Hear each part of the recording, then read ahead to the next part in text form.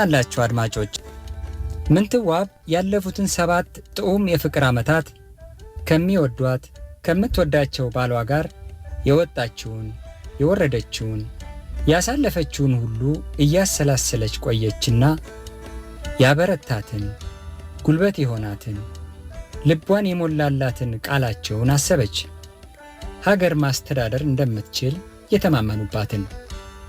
እናም ንግሥት ሆና ሀገር ማስተዳደሯ ግድ ነው። የባሏን ኑዛዜ የልጇ የኢያሱን አልጋ ማስከበር አለባት። ይጠብቃታል።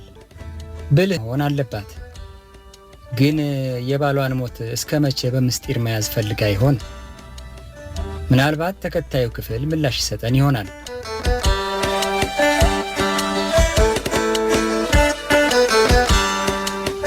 ምንትዋብ ታሪካዊ ልቦለድ ትረካ ክፍል 21 እንዲህ ይደመጣል።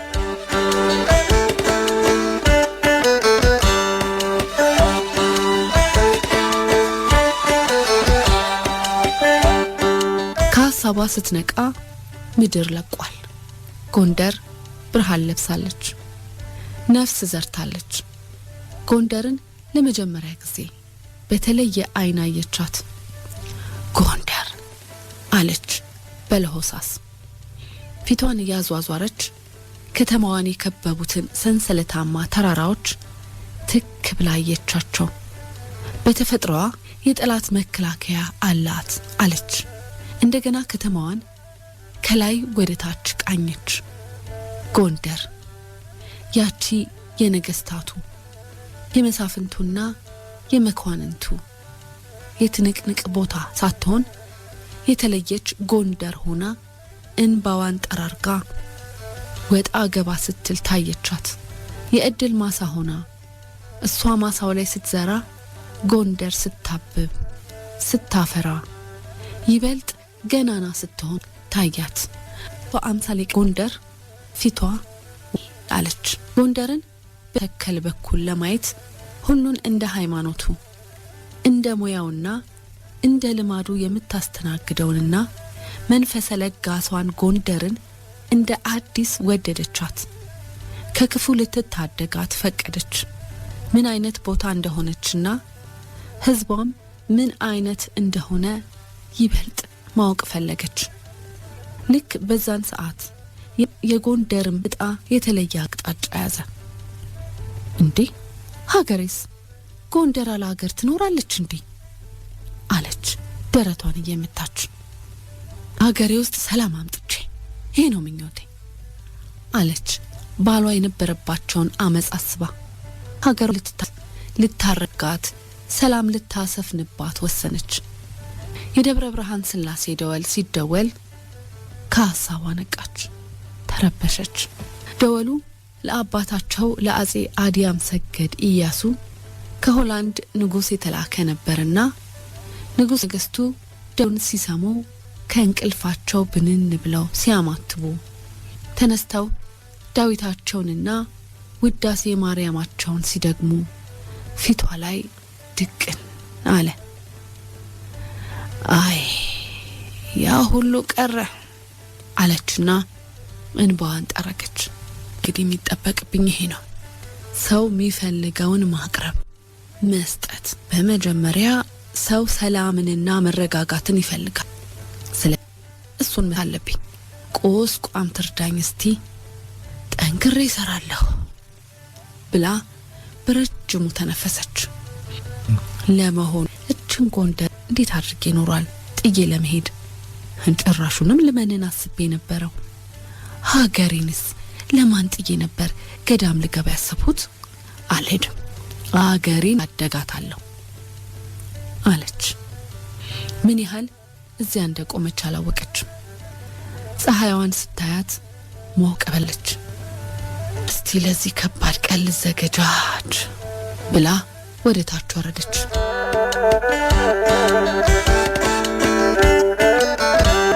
ስትጨርስ ቤተሰቧን አስከትላ ወደ አሸዋ ግንብ ሄደች። የተጠሩት መሳፍንት፣ መኳንንት፣ አቡኑ፣ እጨጌውና አቃቤ ሰዓቱ ሲገቡ የተጠሩበትን ምክንያት መገመት አልቻሉም። እሷ ምንም እንዳልተፈጠረ ተረጋግታ ተቀምጣለች። እነሱ ንጉሠ ነገሥቱ አሁን ይመጣለት በርበሩን ይመለከታሉ። በመጨረሻም ግራዝማች ኒቆላዎስ ከተቀመጠበት ተነስቶ በመካከላቸው ሲቆም ጸጥታ ሰፈነ። የሁሉ አይን ወደሱ ሆነ። ቀደም ብሎ ምንትዋብ የነገረችውን መልእክት አስተላለፈ። ክብራን ሆይ ለእናንተ የሚደርስ መልእክት ከጃንሆይ ይዤ እናንተ ዘንድ ቀርቤያለሁ። ልጄን ኢያሱን አንገሱልኝ፣ ይቀመጥ በወንበሬ፣ ይናገር በከንፈሬ፣ ይፍረድ ይዳኝ ለሀገሬ። እኔ መንኩሻለሁ፣ ገዳም ኸጃለሁ፣ አልመለስም። ሁሉንም ነገር እንደሚገባ አድርጉ ያዋል አላቸው። ያልታሰበ ዜና በመሆኑ ሁሉም ተደናገጡ። ንጉሠ ነገሥቱ የሞቱ የመሰላቸውም አልጠፉ።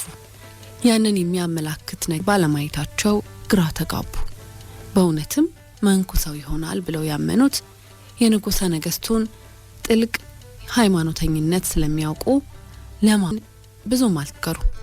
አባታቸው ታላቁ ኢያሱ እንደዚሁ በመጨረሻ ዘመን ንግስናቸው እስከ መቼ ድረስ በስጋዊ ባህር ጥቄ ተጨንቄ ኖራዩ ብለው ጣና ገዳም ገብተው ስለነበር ልጅየውም የአባታቸውን ፈለግ መከተላቸው እምብዛም የሚያጠራጥር አልሆነባቸውም። በቃል ይበጅ ግድ የለም ይሄ ፈቃደ እግዚአብሔር ነው ብለው ተበተኑ። ምንትዋብ ብላቴንትና አወረኛን ከሙስሊም ነፍጠኞችና ከፎገራ የዘዌና የቱለማ መሪዎች ጋር በመሆን በፍጥነት ሄደው ወህኒ አምባን በጥብቅ እንጠብቆ ዳሰጠች። መሳሪያም እንዲሰጣቸው አዘዘች። ለኒቆላዎስ ከካህናቱ ኢያሱን ቀብተው እንዲያነግሱ ሊቁን ሁለቱን ጻፍተ ትእዛዝ ቄስ እሎስንና ጽራግ ማሰሬ ማሞን እያለች የንግስ ስርዓት የሚፈጽሙትንና ሌሎች መገኘት አለባቸው ብላ ሰዎች ስም ዝርዝር ሰጠችው። ግራዝማች ኒቆላዎስ መልእክቱን እጅ ነስቶ ተቀበለ።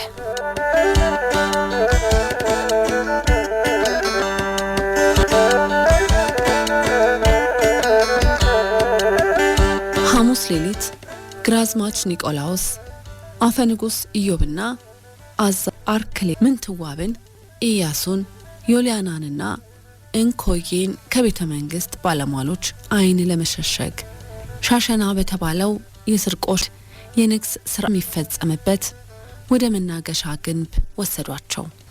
መናገሻ ውስጥ በአጼ በካፋ ጽራግ ማሰሬነት ማዕረግ የተሞትንና ቤተ መንግስት ተማጭ የሆኑትን ንጉሥ አንጋሹ መነኩሴ ማሞ፣ ቡራኬ ሰጪው ቄስ እልፌዎስ፣ የመናገሻ ግንብ አጋፋሪዎች አቡሊዲስ፣ ገላውዲዮስ አደሩና ሌሎችም ባሉበት ምንትዋብ ዙፋን ላይ ስትቀመጥ ኢያሱ እግሯ ስር ተቀመጠ።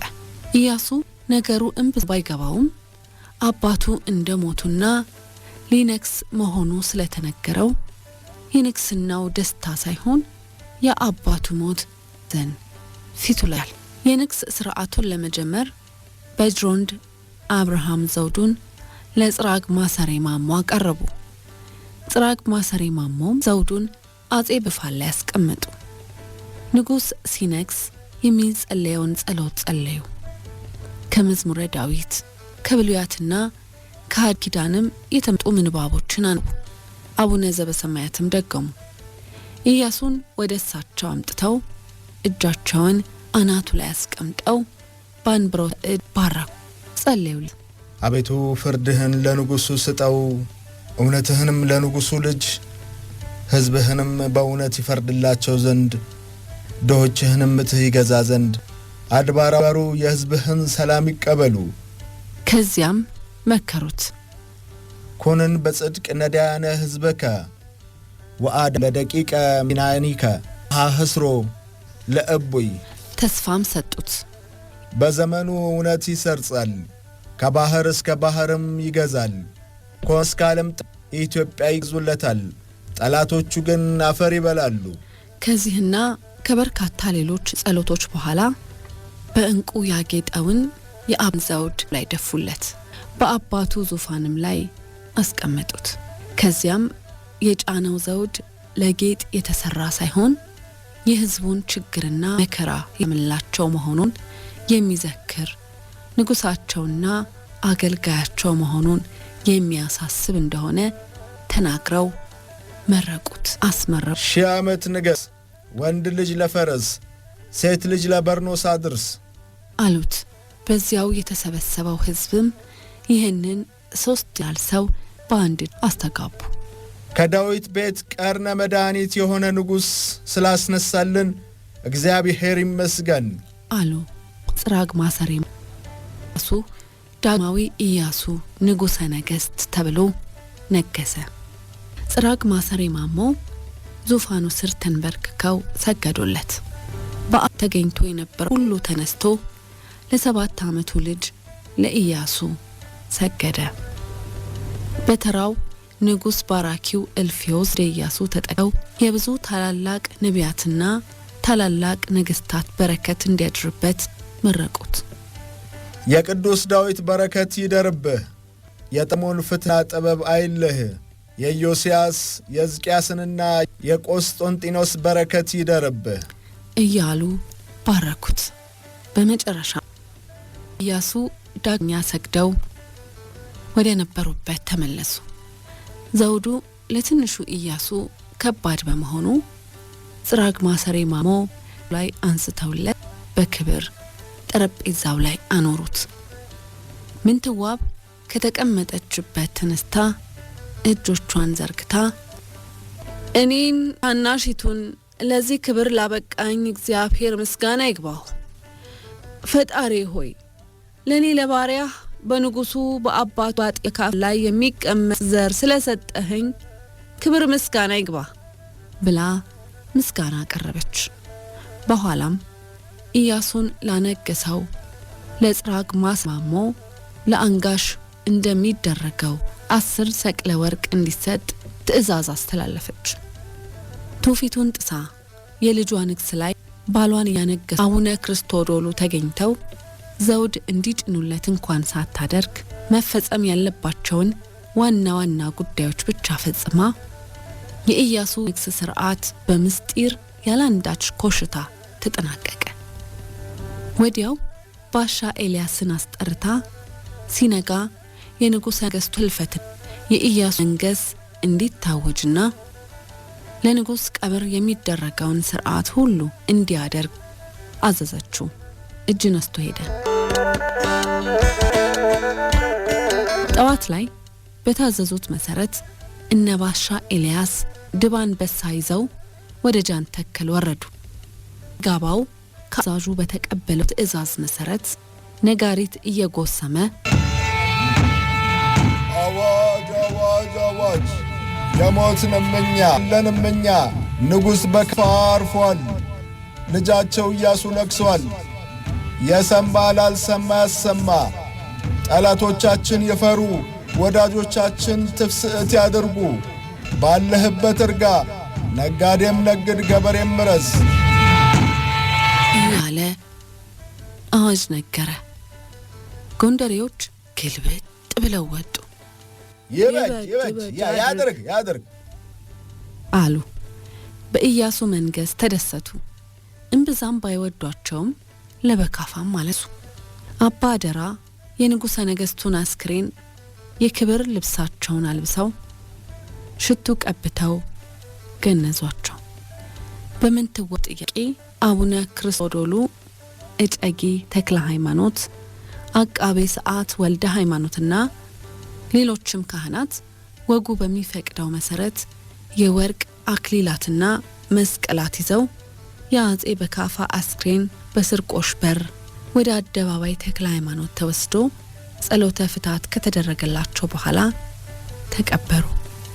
ከቀብር በኋላ ለቀስተኞቹ መሃል ግንብ ሄደው ምንትዋብንና ኢያሱን እጅ እየነሱ ተሰናበቱ።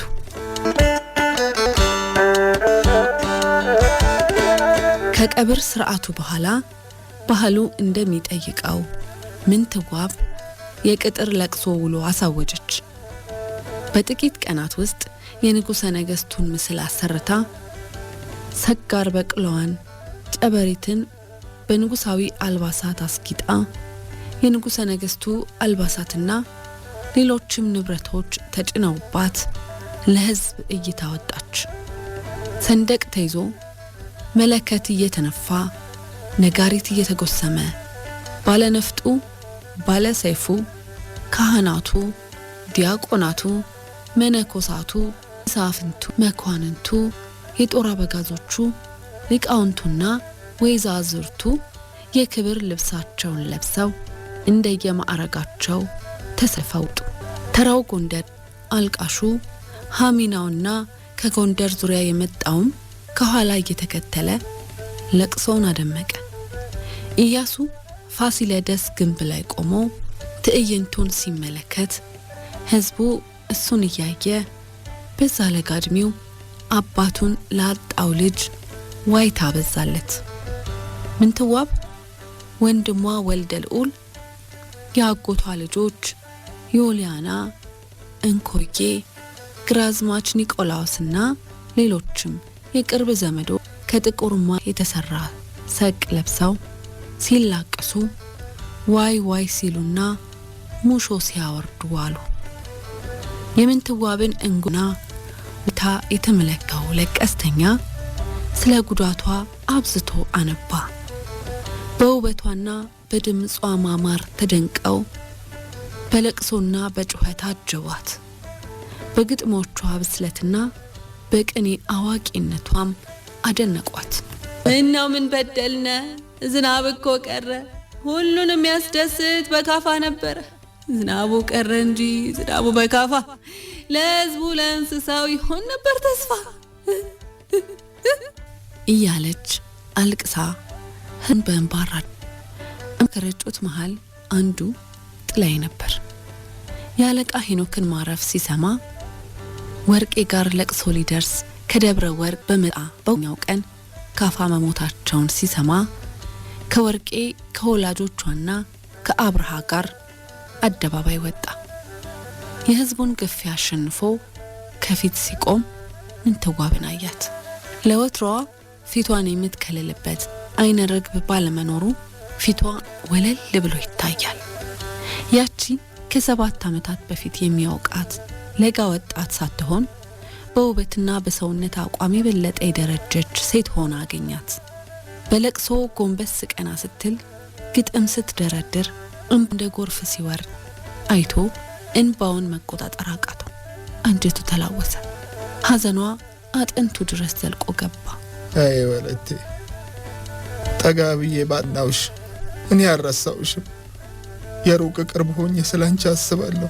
ምን ጊዜ መሐልብ ያትጠፊ አለ።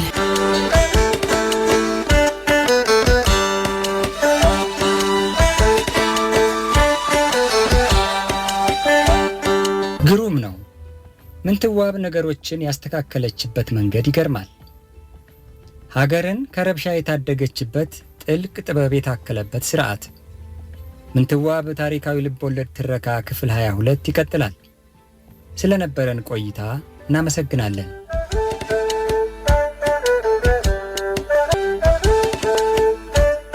ምንትዋብ ታሪካዊ ልቦለድ። ይህ ሕይወት ተፈራ። ተራኪዎች መሰረት አሰፋና ጅላሉ አወል። ምንትዋብ